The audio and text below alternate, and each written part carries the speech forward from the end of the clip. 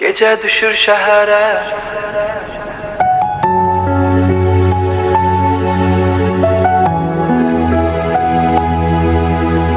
İşıqlar danışır, səssizlik cavab verir.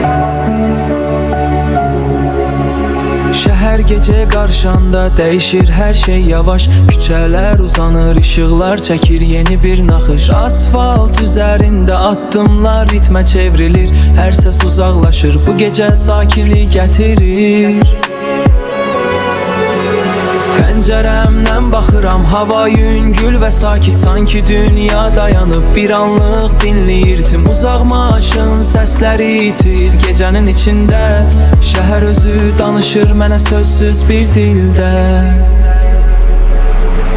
Heç nə tələsmir burada, zaman uzanır yavaş. Külək küçəri dolaşır, iz qoymadan daş-daş. Mən isə baxıram bu axıb gedən mənzərəyə. Şəhər daxil olur səssizcə bütün nəfəsimə. Şəhərin rəngi dəyişir bu gecə yenə.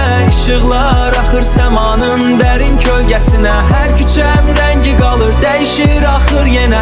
Hər baxış bir iz buraxır bu səssiz səhnədə. Sözsüz danışır divarlar, işıqlar hava. Şəhər özü olur sanki bir canlı mənzərə. Kafələrin işıqlar yanır uzaqda sakit. Bir fincan buxar qalxır gecənin soyuğunda ritim. İnsanlar keçir, hər biri öz yolunda gedir.